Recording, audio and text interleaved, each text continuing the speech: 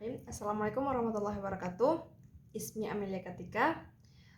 Saya dari unit 2 akan mencoba menjelaskan beberapa pertanyaan daripada soal final Qawaid at-Tarjamah. Baik, yang pertama, saya akan mencoba soal yang pertama adalah pengertian daripada terjemah secara mustaq, lughah maupun istilah. Secara mustaq at-tarjamah dia berasal dari kata tarjamah yang terjemu terjematan. Secara lughah at-tarjamah sendiri itu memiliki arti yaitu at-tafsir, awil bayan, awil naqlu. Sedangkan secara istilah terjemah sendiri memiliki arti yaitu istibdalu mufradatin minan nasi asli bimufradatin ukhra mu'adilatul laha bima'na fi lughatin ukhra. Itu adalah pengertian daripada terjemah secara istilah. Baik, kemudian saya akan mencoba menjelaskan soal yang kedua yaitu anasir at-tarjamah. Nah, anasir at-tarjamah itu memiliki 4 bagian. Yang pertama itu adalah al-lughah al-mutarajjim minha, yaitu bahasa yang diterjemahkan daripadanya. Kemudian yang kedua itu ada al-lughah al-mutarajjim ilaiha, yaitu bahasa yang diterjemahkan kepadanya. Biasanya bahasa yang diterjemahkan padanya biasanya daripada bahasa Indonesia kepada bahasa Arab. Sedangkan yang pertama tadi adalah bahasa yang diterjemahkan dari bahasa Arab kepada bahasa Indonesia. Kemudian yang ketiga ada yang namanya fikrah. Nah, fikrah itu merupakan pesan. Sehingga apapun pesan yang terdapat dalam penterjemahan yang ingin kita terjemahkan, itu tidak hanya menerjemahkan secara biasa saja, tetapi kita juga harus memperhatikan bagaimana kawaid dari segi kawaid sarfiyah maupun kawaid nahwiyahnya. Kemudian yang keempat itu ada yang namanya mu'adalah. Mu'adalah itu artinya padanan. Jadi di saat kita ingin menerjemahkan sesuatu, kita juga harus melihat padanan kata sehingga padanan kata itu sesuai dengan daripada bahasa yang aslinya. Sehingga ketika kita ingin menerjemahkan, itu juga kita harus memperhatikan bagaimana padanan kata yang sesuai agar tidak merusak bahasa aslinya. Gitu. Kemudian saya akan mencoba menjawab pertanyaan nomor ketiga, yaitu anwa' at-tarjamah. Anwa' at-tarjamah artinya adalah macam-macam terjemah. Nah, macam-macam terjemah itu dibagi menjadi 2. Nah, yang pertama adalah terjemah secara harfiah, yang kedua adalah terjemah secara maknawiyah. Saya akan mencoba menjelaskan bagaimana terjemah harfiah. Terjemah harfiah itu adalah menukilkan kata daripada satu bahasa kepada bahasa yang lain dengan menjaga agar sesuai dengan bahasa yang asli, dengan jumlah yaitu kalimatnya itu harus juga diperhatikan dan keteraturannya maupun ketertiban dan serta letak daripada bahasa. Nah, secara harfiah itu maksudnya adalah kita menerjemahkannya itu secara keseluruhan, tidak ada meninggalkan jejak, ibaratnya apapun dari segi harfiahnya, baik itu tata letaknya, baik itu dari segi tata bahasanya maupun keteraturannya, kita harus tetap mengikuti bahasa aslinya sehingga yang kita terjemahkan masih mengikuti keteraturan daripada bahasa yang asli. Itu adalah terjemah secara harfiah. Kemudian ada yang kedua, itu adalah terjemah secara maknawiyah. Terjemah secara maknawiyah sendiri yaitu di mana kita menerjemahkan itu secara bebas, tidak memperhatikan bagaimana keteraturan maupun ketertiban daripada kalimat atau daripada kata-kata yang daripada bahasa aslinya. Sehingga silghat daripada kalimat yang kita terjemahkan itu dari bahasa asli ke bahasa yang lain itu kita kutip dari manapun dengan kata lain apapun yang bisa dipahami. Sehingga gini, maksud daripada terjemah secara maknawi adalah apa yang bisa kita pahami dari sebuah jumlah ataupun kalimat yang ada dalam bahasa aslinya. Misalnya nih, ada sebuah kalimat yang sangat panjang, tapi kita hanya bisa memaknainya itu hanya sekitaran mungkin 3 kata ataupun 4 kata. Maka itulah terjemahan secara maknawiyah. Berbeda dengan secara harfiah. Secara harfiah kita harus melihat bagaimana bentuk keletakannya dan keteraturannya maupun ketertiban daripada kalimat asli sehingga ketika kita terjemahkan juga mengikuti keteraturan tersebut. Baik, saya akan menjawab soal nomor 4 yaitu tentang anasir atau jemaah. Anasir atau jemaah yaitu fakta-fakta penerjemahan. Nah, fakta-fakta penerjemahan secara garis besar dibagi menjadi 2. Yang pertama adalah awamil al-lughawiyah, yang kedua adalah awamilul la lughawiyah. Nah, awamilul lughawiyah yang pertama itu dibagi lagi menjadi 4. Yang pertama adalah dilalatun mu'jamiyatun, yaitu terjemahan kamus. Yang kedua itu ada namanya dilalatun sarfiyatun, yaitu faktor secara morfologinya. Kemudian yang ketiga ada yang namanya dilalatun nahwiyatun, yaitu kita harus melihat faktor terjemahan dari segi sintaksisnya. Yang terakhir ada dilalatun balaghiyatun, yaitu kita melihat faktor-faktor penterjemahan dari segi majaznya maupun uslub-uslub morfologi yang terdapat dalam sebuah kata asli, yang sehingga ketika kita ingin menerjemahkan itu melihat bagaimana balaghahnya maupun uslub-uslubnya. Oke, yang kedua yaitu ada awamilul la lughawiyah. Oke, awamilul la lughawiyah itu maksudnya adalah faktor daripada pembahasan yang akan kita bahas nanti gitu.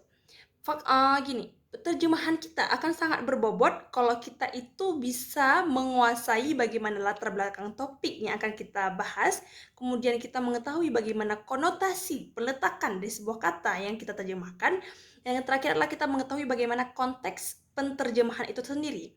Sehingga kalau ketiga faktor ini bisa kita sesuaikan dengan apa yang ingin kita terjemahkan, maka terjemahan kita itu akan menjadi terjemahan yang kompleks, alias kita akan menjadikan sebuah penterjemahan yang sangat sempurna. Oke, kemudian saya akan menjawab pertanyaan yang kelima. Adawatu at-tarjamah. Adawatu at-tarjamah sendiri merupakan instrumen daripada penerjemahan, atau dengan bahasa yang lebih mudah lagi dipahami yaitu media atau alat yang bisa menghubungkan kita untuk bisa menerjemahkan.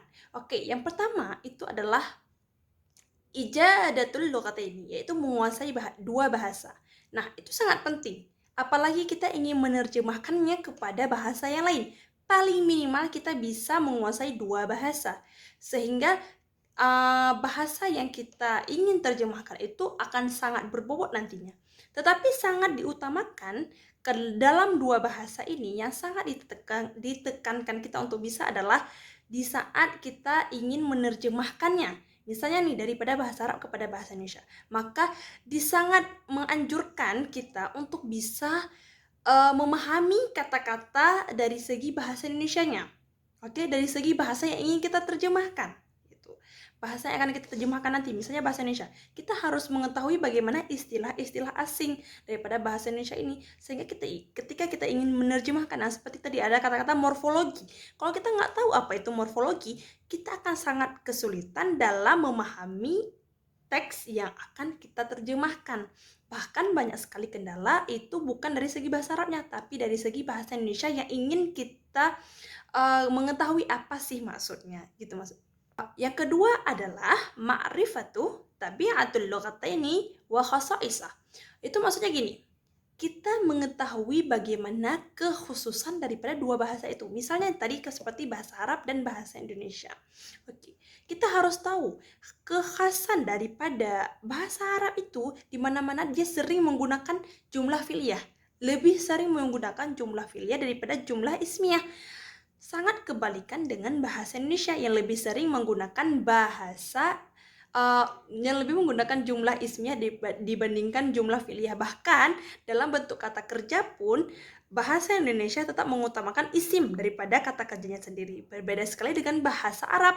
Ketika dia sudah masuk ke dalam jumlah fi'liyah, sudah pasti dia menggunakan kata kerja.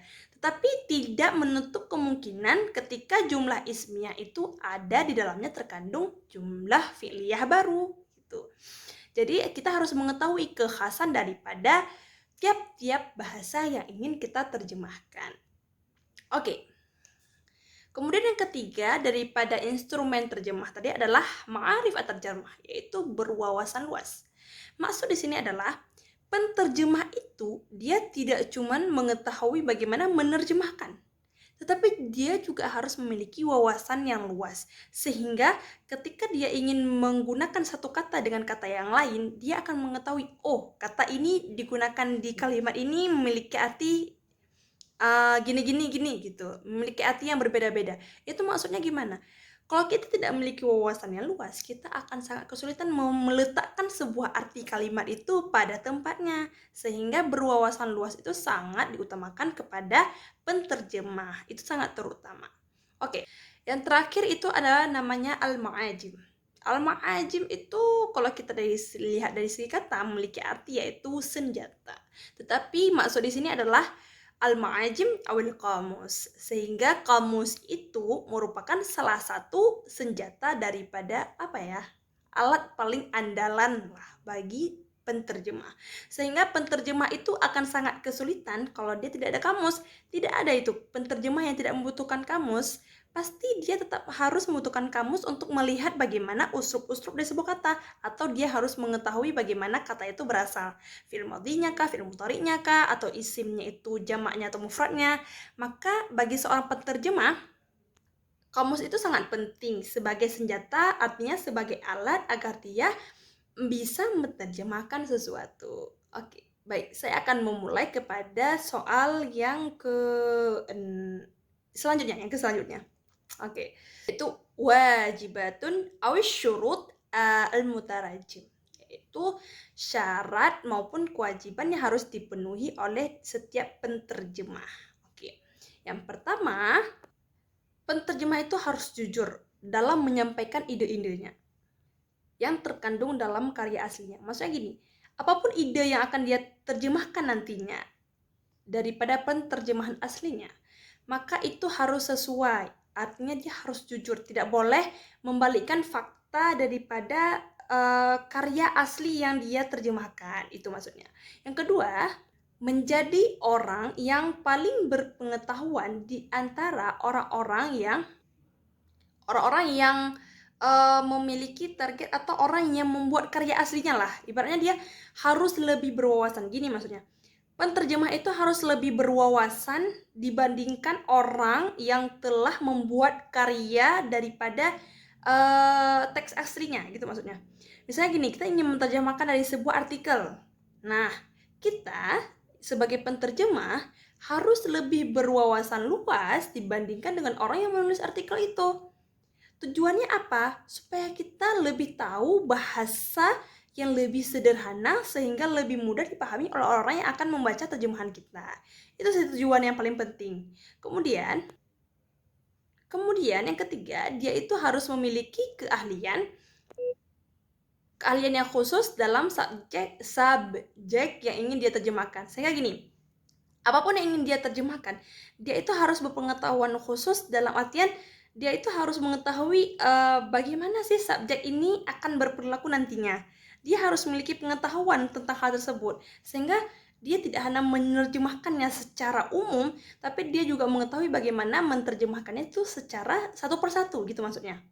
Yang keempat itu adalah karya terjemahan itu lahir daripada semangat yang sama seperti apa yang telah dibuat oleh orang yang pertama. Gini maksudnya, bahasa lebih mudahnya gini, ketika kita ingin menerjemahkan sesuatu, kita harus memiliki semangat yang sama seperti orang yang telah membuat karyanya. Misalnya nih, orang yang telah membuat karya dalam bahasa Arab itu memiliki semangat yang menggebu-gebu, artinya dia ingin orang-orang itu bisa mengetahui apa sih yang ingin dia tulis. Nah, kalau dia mempunyai semangat sebesar itu, maka kita sebagai orang yang menerjemahkan harus juga mempunyai semangat yang seperti itu. Kenapa? Supaya berarti dengan penterjemahan yang seperti ini, orang pun dapat memahaminya dengan mudah, orang pun memiliki semangat untuk lebih banyak mengetahui apa yang ingin kita terjemahkan.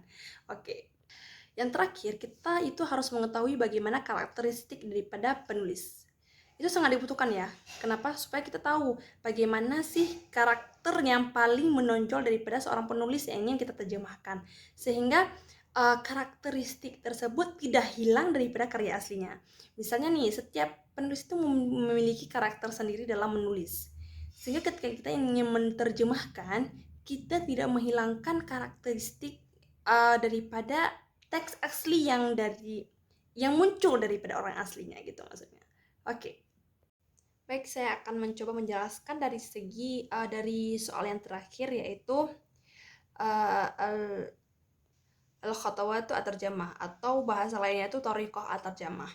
Nah, itu dibagi menjadi 8. Yang pertama itu adalah wafqan lima'yari tariqata at-ta'biri. Yaitu kita melihat dari segi metode ekspresinya nanti, ya, oke. Kemudian yang kedua itu adalah wafqan lima'yari uslubin uslubin nasi. Kita melihat dari segi gaya bahasa ataupun uslub yang terdapat dalam sebuah penterjemahan, dalam sebuah terjemahannya nanti.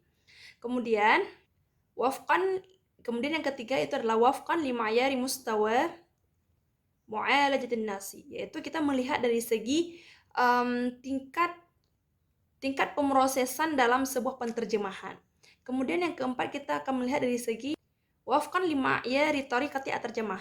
Kita akan melihat dari segi metode penterjemahannya nanti. Nah, di situ baru kita melihat dari segi metode penterjemahan, metode apa yang harus kita gunakan dalam sebuah penterjemahan. Kemudian yang kelima, wafqan lima'yari nitaqil lughah, yaitu kita melihat dari segi rentang bahasanya. Nah, rentang bahasanya nanti gimana? Nanti peletakannya lah, atau bagaimana rentangnya rentang gitu. Kemudian yang keenam itu ada yang namanya wafqan lima'yari munfidhi li'amaliyati terjemah, yaitu kita melihat dari yang nomor 6 ini adalah dari segi proses penterjemahan nanti. Kan tadi kita sudah melihat metodenya lah, melihat gaya teksnya lah. Yang keenam ini kita melihat bagaimana proses penterjemahan itu sendiri terjadi. Itu ya. Yang ketujuh kita akan melihat dari segi wafqan lima'yari at-ta'bir sauti. Kita akan melihat dari bagaimana vokalisasinya gitu. Apakahnya sautnya akan besar atau rasmus saut secara sautiyah maupun rasmus saut ya. Kemudian kita akan melihat lagi yang terakhir wafqan lima'yari at-ta'amulin mahani fis sana'ati terjemah. Kali kita di yang nomor 8 ini, yang paling terakhir ini, kita akan melihat langkah-langkah penterjemahan itu dari segi kesepakatan secara profesional dari segi industri penterjemahan. Gini maksudnya. Yang ke-8 ini adalah langkah terakhir. Misalnya nih, kita sudah melewati metode-metode tahap-tahapnya dari segi tadi gaya bahasanya lah, metodenya, ataupun vokalisasinya, ataupun dari segi apa tadi? Tingkat pemrosesannya, kemudian dari segi metode ekspresi, rentang bahasa. Nah, setelah semua itu selesai, kita akan melihat dari segi kesepakatan semua orang nih, dari segi industri penterjemahan secara internasional ya, ibarat kata. Misalnya sudah selesai, kita akan melihat, oh penterjemahan kita ini sudah bisa diterima secara industri penterjemahan. Nah, barulah penterjemahan yang ingin kita terjemah itu bisa diterima di khalayak umum. Bukan berarti ketika kita, ini perlu diingat, bukan berarti ketika kita ingin menerjemahkan sesuatu, sudah selesai sampai di situ saja, tidak. Dia memiliki langkah-langkah di mana langkah-langkah itu harus dilewati dan langkah terakhirnya itu adalah persetujuan daripada industri penterjemahan sehingga karya kita memiliki hak ciptanya, memiliki hak khusus untuk bisa dibaca oleh setiap orang. Baik, hanya ini saja yang bisa saya sampaikan. Mohon maaf kalau dalam penjelasan saya ini masih banyak salah-salah kata. Wabillahi taufiq wal hidayah. Wassalamualaikum warahmatullahi wabarakatuh.